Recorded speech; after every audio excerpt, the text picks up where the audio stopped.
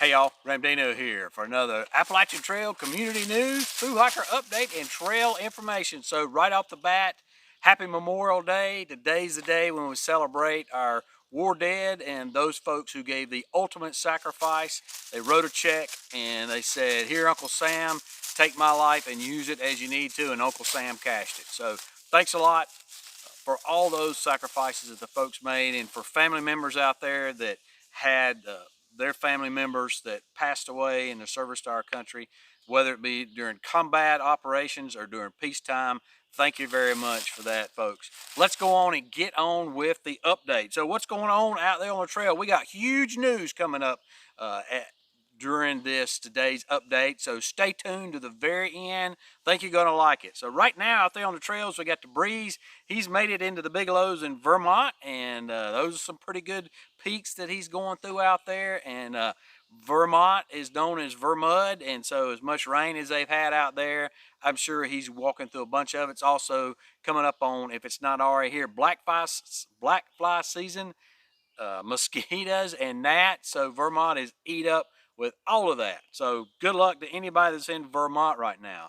Little Chap, Puffer, and 2x4, they are in the Shanties. Come along, he is north of Pearisburg. Of course, Come Along is my hiking buddy, and he's out there on the trail. He's attempting to do a through hike this year, or going as far as he can, and so he's going all the way from Springer to Pearisburg. So that is awesome. Straps, Chatterbox, T, and Boston, they are glad to be done with Pennsylvania, and they are north of Unionville. I don't know, he is a 65-year-old, and he started on May 11th down at Springer, and he has gone into the Smokies now, or rather this past week. And he wanted to give a little bit of commentary on bears, particularly in light of all the bear issues we've had, like we reported last week, and the fact that everybody told him he didn't need bear spray. So all the outfitters told him that. Everywhere he went, they said they didn't. Everywhere he's gone in and out up the trail, they said it didn't. And of course, lo and behold, we've kind of had a few instances this year already, and you'll hear about another one today where we've had some bears that have come really close to camp and really close to hikers while they were awake. So it kind of makes that thing about not taking bear spray, you kind of have to rethink that just a little bit. He also indicated you could use bear spray as a defense mechanism against those hikers out there who walk on two legs and could pose a threat. So me particularly, I think pepper spray would be a little better. You can incapacitate most people with pepper spray, and you can whip it out a lot quicker. It's smaller. Most people are not toting that big old can of bear spray around with them to where they could maybe defend themselves from a person with it. So in any case, all those good points about bear spray, and so folks may want to start rethinking that. Pink Hot Dog and Mushroom, they're departing Port Clinton and heading on into Delaware Water Gap to finish off Pennsylvania. Dandelion is out of the Shannons and heading over Port Royal. And matter of fact, she's probably north of Port Royal by now. Professor K, he's back on trail and made it to Port Clinton. Yard sale from the Lookout Hostel, who runs the hostel up there in Pennsylvania. She says they are seeing a lot of hikers up there. So my best guess at the bubble is somewhere either in Pennsylvania or just coming into Pennsylvania, southern Pennsylvania, somewhere like that. The heat map that I used this from was produced years ago, and it was also taken on data, and I do not believe it gets updated. So the data is kind of old, and as we know, each year people start shifting their start date back a little more and a little more. We'll see some more evidence later about how that's getting shifted back and how people are being further north earlier in the year than they typically are here in just a minute. But so this heat map is, it's not accurate for the day that it says it is, but I'm just kind of using it as a tool to show you where I feel like my best guess is where the bubble is. Of course, the bubble by now is all spread out, gotten considerably smaller because so many folks have dropped out by now, and that's to be expected. Tennessee is north of Pearisburg. Half Mile is just finished Pennsylvania. Blue is in the Shanties, and so a quick story about Blue. So her and her family, they got to the shelter or camping area, and they found this old dog there. It had a collar, but it did not have any tags on it. And so, you know, the hiker community is a great community, come together not only to help two-legged but four-legged friends out there. And so they were very concerned about it. So they called the police. Policemen told them just to leave it in the woods, and presumably they did that because they figured the dog would find its way back home. And a lot of times they do, but Blue was not satisfied with that. She was very concerned about it, and so she brought the dog into her tent that night, and the dog was there, spent the night with her, and then the dog followed them out the next day. And so they got on Facebook, contacted some of the local shelters. A lot of these shelters will post missing animals or animals they take in on their Facebook page. But she started finding all kind of Facebook pages and posting it. People started sharing it. Lo and behold, the dog's owner was found, and because of Blue's efforts and her family's efforts, the dog was reunited with its owner. So that is a really neat story of how the hiker community comes together for all God's creatures, right? So pretty neat. Glad to hear that. Good job, Blue, and your family. There. Rock and Roll, who is an RV hiker, meaning he's using his RV and his wife as his support team, and kind of moving, she's meeting him at trailheads and moving the RV around and kind of using that as a base camp. Not necessarily every night, but we have several groups that are doing that this time. And so Rock and Roll's doing that, and he is near Pearisburg, Virginia. Cool Breeze is on his flip-flop, and he is past Pine Grove Furnished. Rick and Sherry, they now have trail names, and they are Tracker and Julio, and they are at the halfway point of 1,097 miles. Sky King sent in this video of Lick Creek, and this is a ford that you have to do down at Lick Creek where the board's out. And he said this is taken this past Saturday, and it was after 3 days of rain. So let's go ahead and roll that video. Hey Ramdino, here I am on the shores of Lick Creek. It's about 1.5 feet up. It's Saturday the 28th after 3 days of rain. Hikers are making it across, only about knee deep. Certainly was a pleasure meeting you. And come along at Trail Days. Keep up the good work. Thanks a lot. Appreciate that, Sky King. Met him at Trail Days, and just another part of the hiker community out there. So thanks for sending that in. That kind of lets folks know. And that Lick Creek, of course, is just north up there of Grayson Highland. So you'll be coming through that area, and you'll have to ford that creek. When I went through there, it was just up to my ankles, but now looks like it's up about your mid, up above your knees a little bit. Letterman hit the 1,200 mile mark. He says he's seeing lots of Nobo flip-floppers out of Harper's Ferry. Said there was no caretaker at the 501 shelter, and the water is turned off. So there used to be a shower there. Of course, water there that you could get, that is turned off. He did say someone had dropped a water cache there, some gallon jugs, which were in the shelter. And there was also, he indicated, 2 homeless folks that were in the shelter. They were not an issue, but of course, the rules are you're not supposed to spend more than 2 nights in a shelter on the trail. So if you're there, and obviously if you don't have any type of backpacking gear with you, a lot of people would, and you're spending the night, not just hanging out from town, a lot of people would assume you to be homeless. So, but he said there weren't any problems. Spoons is back on trail and hiking with Letterman. Bricks has crossed into New York and is still making good miles. Says he loved hiking in New Jersey, but did not see any bears. And then he also wanted everybody to please take a moment this weekend and remember his brothers and sisters in arms who made the ultimate sacrifice, and he wished everybody a happy Memorial Day. Boogie Owen is completed New York, and Boogie Owen was one of the folks that helped the hiker out that we mentioned last week, who had gotten lost, and they found their entire kit, including their phone. Her family did at a shelter. They looked for him for hours, couldn't find him.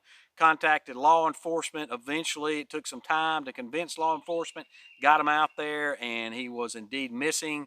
He was a gentleman from Japan who was, I believe, in his 60s, and he was lost. He was lost for 35 hours, but they finally reunited him with all his kit and everything, and got him back on trail. So, but the big thing there was, talked about that last week, but she wanted to let everybody know that that was a family effort. That was just not her effort. That was everybody in her family helped out, including some park rangers that came in and helped out and helped them find and organize the search for him. So appreciate that once again, Boogie On. Lampshade, he of course is out for his lash, but he did want to send in a trail report And he says that the lakes and bogs region have very aggressive mosquitoes and gnats. Is there any other kind? Once in New York, he said the bugs became less aggressive, but the gnats still buzz you, and you have to deal with a lot of scary boulders, he indicated. He also indicated he did not think he had seen any black flies out there yet. Lazarus sent in this photo of he and Jay and Tony, the trail angel from Random Adventures 2.0. And he ran into him as Tony was up there doing trail magic. And he also indicated that he and Lazarus are somewhere around Hamburg. Outback is past Manchester, Vermont. Says their gnats are taking over Vermont. No bear sightings since Connecticut. Blaze Dog's now in New York. He took a 0 for he and Shows Up. Shows Up's his wife and his support team. Their 26th wedding anniversary. So congratulations to Blaze Dog and Shows Up. That is awesome to be together for 26 years. I'm coming up on 27 years, so I got a little taste of that as well, so congratulations to y'all. He did say he saw his first bear on trail, and he ran away just like he was supposed to. So I don't know that you're supposed to run. I think you're supposed to walk very swiftly. But he did move on out of the bear's AO. They are also RV backpacking, so they have their RV parked at the West Point campground there, and they call it a MWR. I think that means some type of military. So if you're a veteran, you can park there at the West Point MWR. But he indicated that was a great location and enjoyed that area. Lucky Moon says that the trail out of Nobo from Pearisburg is very overgrown. Said watch for ticks and ivy and watch your water sources in that area from Chestnut Knob to Pearisburg is kind of a known area for being very dry. And I'm getting ready to go hike that. We'll talk about that here in just a minute. Off trail, we had Evan and Gypsy. They have finished their Grayson Highlands and saw the ponies. That's awesome. They hit 500 miles this past week. They're going to be off for a few days to go take care of some things back home, but they should be back on midweek. Rogue is going off with his wife for a couple weeks also. He's going to go help her out with some things needed at home, but he'll be getting back on trail. Bugs, he got caught up in the vortex at Stanimals at Waynesboro. He says he is going to be getting back on trail. Not exactly sure when he'll be able to get out of that vortex. Lolly and Pops, they're off trail for the birth of their granddaughter, and they'll be back in mid-June. And then Flags, who is our international hiker from the UK, he is off trail permanently and headed on back to the UK. He was having some bad foot pain and taking some painkillers for it, and then he had a terrible fall, and he thinks he has a broken hand. So he made it all the way to Atkins, which is mile 545. So nothing to sneeze at. Congratulations. And trail takes injuries on the trail takes the best of us off trail from time to time. So Flags, it was glad you could come over here and hike a little bit in the U.S. and look forward to you doing that again sometime if you intend to do that. So some trail news we got out there. Big Zoo sent in that the Brinks Road Shelter in New Jersey was shut down after a bear actually entered the campsite area and wouldn't leave, and even after they made a lot of noise. So we reported last week that that shelter has been closed down, but he kind of added a little more to it. He said that the bear entered a vestibule of a couple tents and destroyed a water bottle, but there was no other damage. Now, why a bear is going after a water bottle? Water typically don't have a smell unless they would put like an electric light, some type of flavored electric light. So I could see that there. But in any case, doesn't matter. Here's a picture of the bear with the water bottle. So he went after the water bottle, and that campsite and shelter area is closed. Whispers, who's our northern correspondent up in the Whites, he says the snow is mostly gone by now. There are some places there it may be around South Twin and the Guyute, but he says those should be gone here soon, than the next day or so. He also said the RMC camps along the North Precis are open, and the AMC huts are slated to open June 2nd. He is hoping to go up to Zealand Hut on the 2nd and talk to them about work for stay. However, I have seen on the AMC website where they are going to be doing work for stay in 2022. It indicated they're limiting it to 2 hikers. I don't know if they've always put that information out. I know that I have heard of more than 2 people doing work for stay, but in any case, right now they're saying it's only 2 hikers. So if you're in a group of 4, you better run, beat the other 2, or you can just pop them in the leg with your trekking pole, and then as you hobble them, you can beat them up there. Tony from Random Adventures 2.0, like I said, he was set up near the New York, New Jersey border, and he indicated that he was one day he was set up there. He had around 30 to 35 throughs coming through. He says it's mixed between February starters from Georgia and about 2/3 flippers from different spots. So, you know, that tells me the February crowd that started in February from Springer are now making their way up there around the New York, New Jersey border. He said that typically they don't come through until the second week of June. So that goes back to my comment about the heat map. He's saying it's about 2 weeks behind. I think it's about 3 to 4 weeks behind, really. But we'll take that 2 weeks, take that at his word there, because he's certainly got a lot more experience up there with hikers than I do. Tennessee is about to become the first U.S. state to make it a felony to camp on local public property such as parks. Now, that was sent in to me by a viewer. I went and did some research on it, and that is mainly aimed at homeless people that go into state parks and, you know, in parks that are owned in cities and stuff, and set up a tent city, a shanty town there. So this should really not affect anybody on the AT. The AT is actually a National Park Service corridor, and there are places where the corridor is, even though it's National Park Service, it's run by the National Forest Service, but all those are national and not state parks, so that's really not going to affect any hikers out there. Probably no hikers in all the state of Tennessee, but particularly for this channel on the Appalachian Trail as it goes through Tennessee. The article indicated that Senator Paul Bailey, who kind of pushed for the expansion of this, because it used to just be a misdemeanor, but now it's a felony. So he's made it a felony, and he noted that no one has actually been convicted under the old law, and said he doesn't expect this one to be enforced much either. It's really just for preventive measures. The law also requires violators to be given a 24-hour notice. So law enforcement comes in and sees you there, they're going to give you 24-hour notice to vacate. Hikers are not anywhere out on the trail in one spot for 24 hours typically anyway, so should not be a concern. The felony charge is punishable by up to 6 years in prison and loss of voting rights. So not going to get into political debate about that at this time, but for the purpose of this channel, it's not going to affect hikers out there. And then I've seen reports of bears accessing hiker food around Rich Mountain and Spring Mountain Shelter, which is Nobo miles 283 and 286. Not going to affect the Nobo crowd, but will affect folks who watch this channel, this general section, and day hikers out there, as well as the Sobo crowd that's coming to. And then the AMC offers a Thru Hiker Pass program for discounts at shelters and campsites. So what's traditionally been done in the past is you could join the AMC for like $50, and then you get discounts at all of the shelters and campsites where you have to pay, and their huts up there, as well as discounts on breakfast and food at those huts and stuff like that. But now they've come up with a Thru Hiker Pass. So, you know, if you're not going to be in the vicinity, don't live there, don't plan on other than being a thru hiker through the AMC area, through the White Mountains up there, then this would be a better option for you. So basically it's at your first night at an AMC tent site. It's going to cost you $10, which is 33% off the standard $15 fee, and you'll get a Thru Hiker Pass that's valid for the next 14 days. So you got 2 weeks to get through the AMC land up there. It'll give you $5 off subsequent tent site stays, $10 off tent site stays at other areas.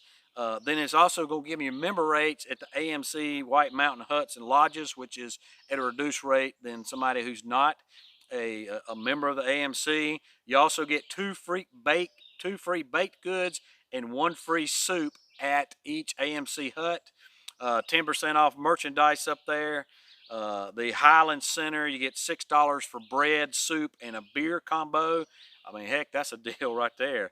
The Pinkham Notch Visitor Center is $2 bread and soup combo. Mohican Outdoor Center, discounts on lodging, and $6 half sandwich and half soup combo. So a lot of places there. You can purchase those at the Kinsman Pond Shelter, Liberty Springs Shelter, Garfield Ridge, 13 Falls Temp Site, Guyute Shelter, Ethan Pond Shelter, Nauman Tent Site, Imp Shelter, and the Speck Pond Campsite. So I would recommend you do that. I have seen hikers that went ahead and did that on their way up there, and you probably need to have cash to purchase it. I doubt they're going to have some way to take a card out there in the middle of nowhere at one of those tent sites or campsites. So, but that has really helped people to get up in the morning. Even if they work for stay, get up in the morning, you can purchase or you can get your free danishes that you need to go and free coffee and get out on the trail. Now, the big news that we got, huge news for Nobos, Katahdin is open. So that is awesome. Typically it's June, sometimes it's been mid-June, but they have opened it up early this year. Conditions are right up there, so they felt like there couldn't be any significant damage to the trail, so it's open up. So if you're a Nobo, that's good news, or Sobo, and you want to get your trip started early, that is something you could go ahead and do now. They did say to make sure that you're prepared for early season conditions, which is patchy snow and ice, blowdowns, and variable weather conditions up there. So early in the year, it can be really cool up there at Katahdin. So we had one person that you may have noticed, one hiker that we didn't mention that we typically update every week, and that is Secretariat. So Secretariat is our furthest Nobo that we're aware of, and he was going to make it all the way to Monson. He made it to Monson, and then he was just going to chill out, maybe go do the 100-mile wilderness, go to Baxter, and then come back to Monson and chill out. Well, he no longer has to do that. He can have at it, go up and summit Katahdin, and as a matter of fact, just before this, I checked, and I've got some evidence that he's provided me, although it's not concrete evidence, that he may have already summited Katahdin. So that would be awesome. I saw that at 9:45 this morning, where he may have been somewhere 9:45, 10-ish up on the summit. Cannot be sure. He has not confirmed it himself, so we'll wait till he confirms that as well, but hopefully he will confirm that for us, and if he does, I'll be sure and put that out there. So in any case, that is awesome to hear that now Katahdin is open and Nobo season can complete itself now. So looking forward to that, folks. Again, happy Memorial Day. Thank you. If you had a family member that died in wars or died during peacetime, thank you for that sacrifice. Appreciate you, and we'll see you out here. Late breaking news, just got it as I shut off the video, just got the notice, Secretariat has summited Katahdin, and he is #1 Nobo for the year. That's awesome. Congratulations, Secretariat. Awful dang proud of you. You have been through it, and it was just really neat following along with you, and congratulations to you. All right, folks, once again, appreciate you, and we'll see you out there.